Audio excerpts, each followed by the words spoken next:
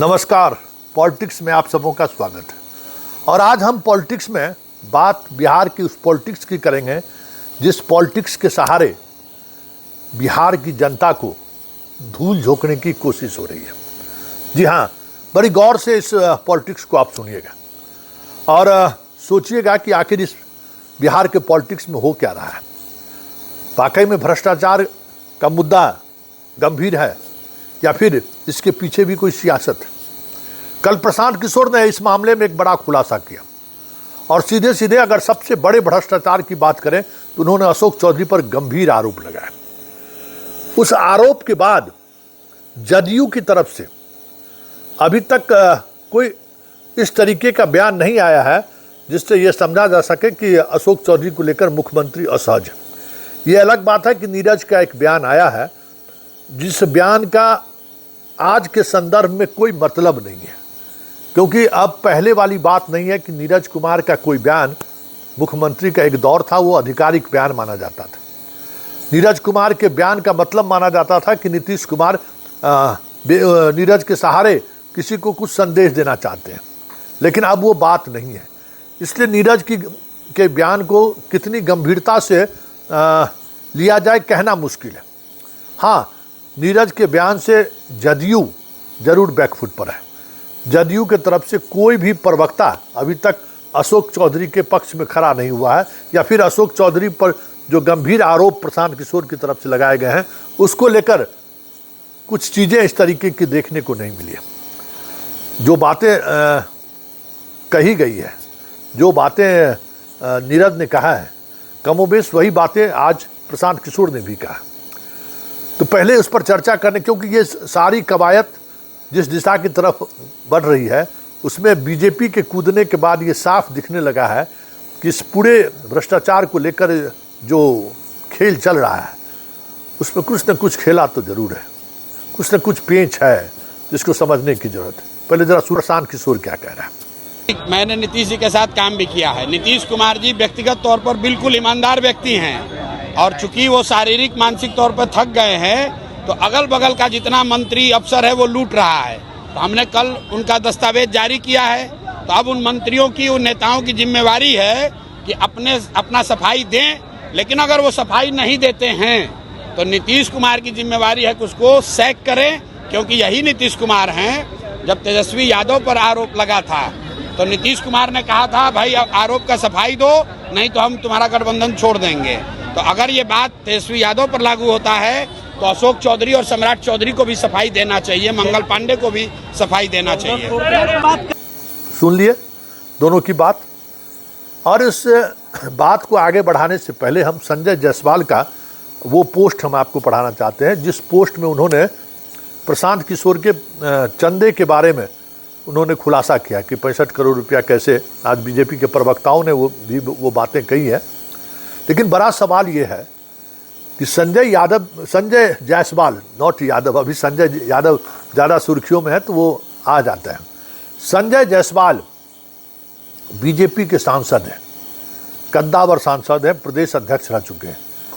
अगर प्रशांत किशोर ने अपने पूरे पॉलिटिकल सिस्टम को जिस तरीके से भ्रष्ट पैसे के माध्यम से चलाने की कोशिश कर रहा है, ईडी और सीबीआई तो उनके पास है, कार्रवाई क्यों नहीं करते हैं?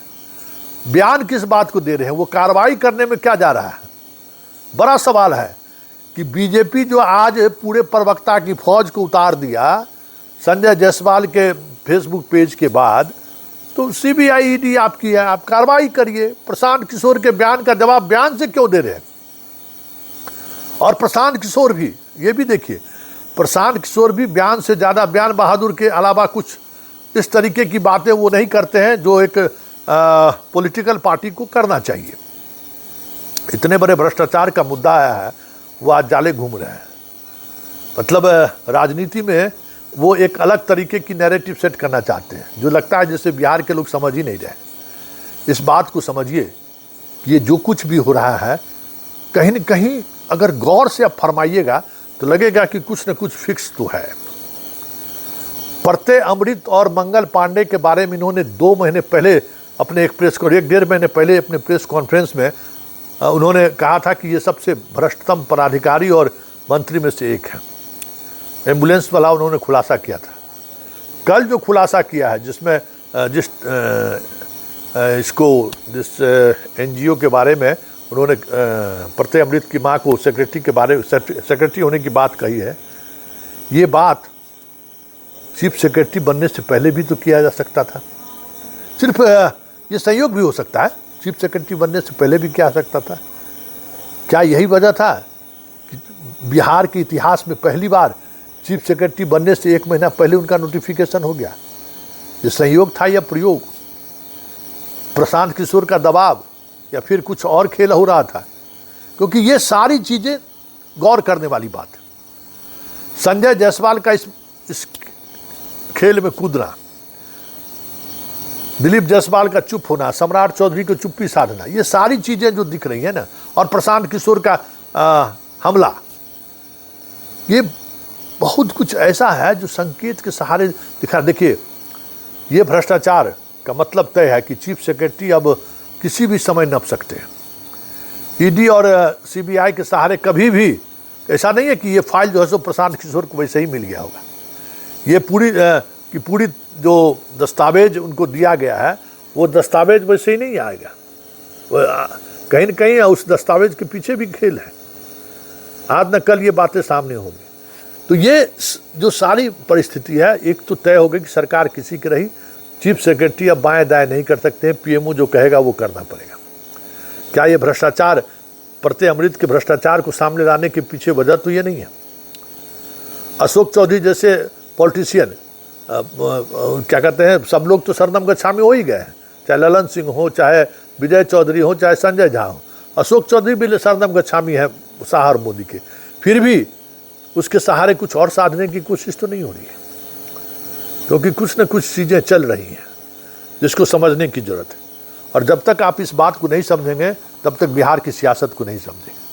क्या ये जो भ्रष्टाचार को लेकर जो आरोप प्रत्यारोप है, क्या ये दिखाने की कोशिश तो नहीं है कि हम बीजेपी के बी टीम नहीं है? बड़ा सवाल है, क्योंकि जिस तरीके से बीजेपी और जदयू के नेताओं पर हमला बोला है प्रशांत किशोर ने, भाई बीजेपी के भी तो 3 नेता हैं, प्रदेश अध्यक्ष, पूर्व प्रदेश अध्यक्ष, वर्तमान वित्त मंत्री, उप मुख्यमंत्री और स्वास्थ्य मंत्री, चारों के चारों बड़े जो स्टार वार हैं आज के भाजपा पर, उसने उस पर हमला बोला है और उन्होंने भी आरोप लगाया है। तो क्या ये आरोप प्रत्यारोप ये दिखाने की कोशिश तो नहीं है कि प्रशांत किशोर बीजेपी का बी टीम नहीं है? बड़ा सवाल है, और इन सवालों पर जरा गौर से सोचिएगा। लेकिन इन सब से इतर जो सबसे महत्वपूर्ण सवाल है कि भ्रष्टाचार के मुद्दे पर जिस तरीके से अशोक चौधरी और किशोर कुणाल के परिवार का नाम सामने आया है, हालांकि एक विज्ञप्ति के माध्यम से उस संस्थान ने तमाम चीज़ों का खंडन किया है, लेकिन कई ऐसे सवाल हैं जिन सवालों का उन्होंने जवाब नहीं दिया जो प्रशांत किशोर ने सवाल खड़ा किया है। और इसलिए आज जब संभवी से पूछा गया, सवाल पूछा गया, तो वो भी कुणाल के सहारे चीज़ों को कह सकते हैं कि न्यूट्रलाइज करने की कोशिश की, लेकिन उसके चेहरे पर साफ, जैसे ही वो सवाल खड़ा हुआ, उसके चेहरे पर साफ वो तनाव दिख रहा था। ज़रा सुनिए और समझिए संभवी चौधरी के इस बयान का मतलब क्या है। लेकिन इस बयान के साथ साथ ये भी समझने की ज़रूरत है कि किशोर कुणाल का जो अस्वाभाविक निधन हुआ है, क्या इस पूरे प्रकरण से कुछ रिश्ता तो नहीं है? क्योंकि किशोर कुणाल के रहते हुए अगर ये बातें सामने आती तो उनके पूरे सामाजिक और प्रशासनिक जीवन काल के लिए इससे बड़ा धब्बा और कुछ भी नहीं हो सकता था। इसलिए कई तरह के सवाल खड़े हो रहे हैं। चलते चलते जरा संभवी को भी सुन लीजिए। लगा आपके पापा नहीं, देखिए वो कहीं ना कहीं उनकी जो हार की बौखलाहट है वो अब देखने को मिल रही है। जो चीज है ही नहीं उस चीज को वो फिल करने का कोशिश कर रहे हैं। जो भी मेरे पास है वो सब डिक्लेयर्ड है, जो भी उनके पास है वो सब डिक्लेयर्ड है, वो सारा चीज कुछ बाहर है। जिस तरीके से उन्होंने ये नीचता अपनी एक राजनीति में स्थापित की है, जिस तरीके से नीच तरीके से जाकर बिना मतलब का, और वो अपने कॉन्फ्रेंस में खुद ही कह रहे कि मेरे पास सबूत नहीं है। ऐसा नहीं है कि वो कुछ प्रमाण के साथ बोल रहे हैं, वो एक अंदाजा लगा के बोल रहे हैं मेरे पास इसके खिलाफ कोई सबूत नहीं है। तो जब आपके पास सबूत होगा तब हम लोग बात करेंगे। जब आपके पास सबूत है ही नहीं और जब आप कुछ स्थापित कर ही नहीं पा रहे, बिना मतलब का आप एक फॉल्स प्रोपेगेंडा जो अपना स्प्रेड करे राजनीति में, एक अलग तरह का नीचता का आपका व्यवहार हो गया, ये बहुत ही ज्यादा दुर्भाग्य की बात है। और जिस तरीके से उन्होंने हमारे स्वर्गीय ससुर जी आचार्य किशोर कुणाल जी के काम के कार्य को उन्होंने टारगेट किया है, ये निंदनीय है। क्योंकि प्रशांत किशोर जी मेरे, अगर हम क्या बोले, हम बोलना नहीं चाहते, लेकिन वो मेरे ससुर जी के पैर की धूल के कण के बराबर हुई है। जितना काम जन सेवा और मानव सेवा का आचार्य किशोर कुणाल ने किया और जिस तरीके से वो पूरी ईमानदारी के साथ अपने जीवन को वो जिए हैं, अब वो इस दुनिया में नहीं है, तो उनके ट्रस्ट को इस तरीके से टारगेट करके उस पर लालचन लगाना जो है, सबूत सब दुनिया के सामने। हम लोग को इसमें कुछ एडिशनल नहीं कहना है। आप उनका भी अकाउंट चेक कर लीजिए, आप मेरा भी अकाउंट चेक कर लीजिए। WMLC नीरज कुमार भी कह रहे